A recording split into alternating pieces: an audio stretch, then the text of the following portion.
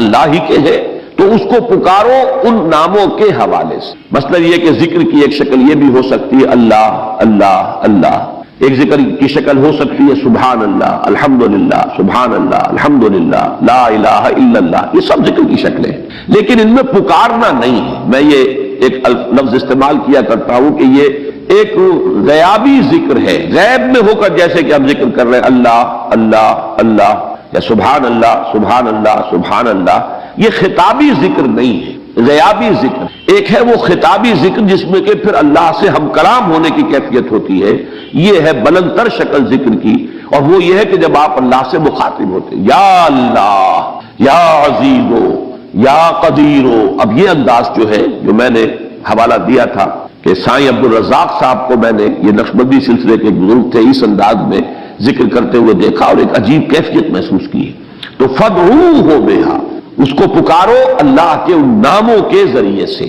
تو میرے نزدیک یہ چار احکام ہو گئے ظاہری: قیام اللیل، ترتیل قرآن، ذکر اسم رب یعنی اللہ کو پکارنا اس کے اسماء کے حوالے سے، اور چوتھے حجر جمیل۔ چار ہی احکام ہیں کہ جو داخلی ہیں، داخلی کیفیات سے متعلق ہیں۔ تبتل اللہ، اندر بالکل یکسو ہو جائے آدمی کہ کسی اور سے کوئی امید، کوئی توقع، کوئی لالچ، کوئی متعلق نہ رہ جائے، بلکہ خوف بھی نہ رہ جائے، بلکہ لا حول ولا قوت الا باللہ پر اس درجے یقین ہو جائے کہ انسان گویا کہ کلیتاً اپنے رب کے ساتھ جڑ چکا ہے، اس کے دامن سے پیوستہ ہو گیا۔ یہ تبتل اللہ۔ دوسرا ہے توکل علی اللہ، کسی اور کا کوئی سہارا، کسی اور سے، کسی اور ذریعے پر کوئی دار و مدار، کوئی تکیہ، یہ کیفیت توکل جسے ہم کہتے ہیں، وہ بھی اللہ کے سوا کسی کے پاس، کسی کے ساتھ نہ رہ جائے۔ تبتل الی اللہ، توکل علی اللہ۔ اور نمبر 3 ہے واصبر علی ما یقولون، جو بھی لوگ کہیں، لوگ استہزاء کریں، تمسخر کریں، مذاق اڑائیں، بلکہ اس میں یہاں تک بھی ہو جانا چاہیے کہ انسان نہ اس سے متاثر ہو، نہ مدح و ثنا سے متاثر ہو۔ تعریف ہو رہے ہو تو ایسا نہ ہو جائے تعریف کی جا رہی ہو کہ پھولے نہیں سما رہا انسان اپنی اس تعریف کی وجہ سے، بلکہ یہ کہ اس میں بالکل ہر اعتبار سے، اس لیے کہ صبر کے معنی جو ہے وہ، جیسا کہ یہ ہمارے منتخب نصاب میں جب بحث آیا کرتی ہے صبر کی، تو میں تفصیل سے عرض کرتا ہوں کہ صبر کے مختلف پہلو ہیں۔ صبر جو ہے الطاعہ بھی ہے، اللہ کی اطاعت پر جمے رہنا۔ اس آیہ مبارکہ میں چونکہ ایک حکم کی تخفیف وارد ہوئی ہے، وہ حکم کے جو سورہ مزمل کے ابتدائی حصے میں آیا ہے، یعنی قیام اللیل، اور اس کی ایک مقدار معین کم سے کم اور اس میں جو بھی اضافہ ہو سکتا ہے، اس میں اللہ تعالیٰ کی طرف سے تخفیف آئی ہے۔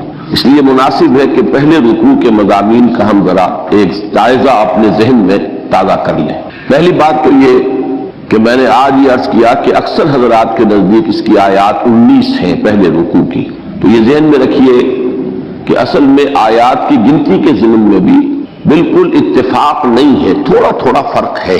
جیسے کہ سورہ فاتحہ کے بارے میں بھی ہے کہ بعض قراء کے نزدیک صراط الذین انعمت علیہم غیر المغضوب علیہم ولا الضالین، یہ ایک ہی آیت ہے، لیکن قراء کوفہ کے نزدیک یہ آیتیں علیحدہ علیحدہ ہیں۔